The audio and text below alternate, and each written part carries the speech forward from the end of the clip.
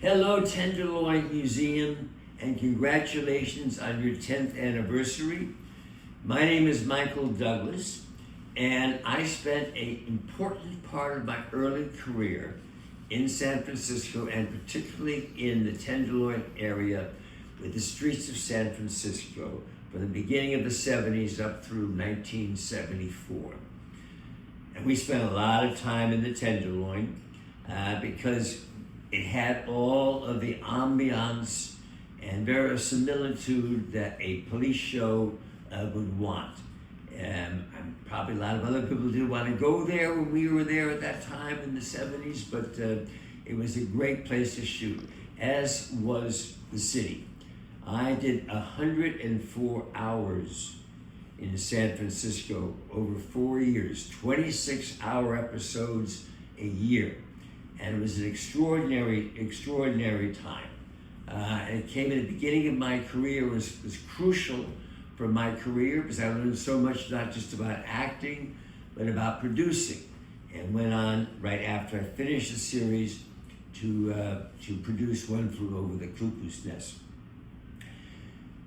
I think what happened the first year that we were up there is San Francisco was not too sure about having a Southern California, LA-based show about San Francisco. And so they were a little rough on us. But when the series came out and the city realized what a love letter this was to San Francisco and how much exposure the city got through the series, which was a top 10 series, and in those days had an audience of about 26 million people, they appreciated us a lot more. So I enjoyed myself, particularly in the Tenderloin. Would always find interesting little spots to hang out to, and really enjoyed. And it gave you a reflection of the different levels, because the city almost is a reflection of its hills and its valleys, the Tenderloin being one of them. So I'm so glad an effort's being made to keep this area alive. I guess I have to say, as far as one particular memory, was my first day at work. And we were shooting a scene, or I was in my trailer, and there was a knock on my door. They said, "Quick, we're losing the light. We just need you to drive around." And we were at the top of Nob Hill, up on the top. And they said, "Okay, I want you to drive the police car with my partner, Carl Malden, drive past the hotel, the Fairmont Hotel. We go down the hill. Carl, you put the gumball on the roof." And I sort of prided myself on being a pretty good driver. So they said, "Action." And we whipped around the square, past the Fairmont. Carl put the gumball up on the roof, and I took off. And I didn't realize just how steep that hill was. So I went airborne. And I had enough time to look over at Carl.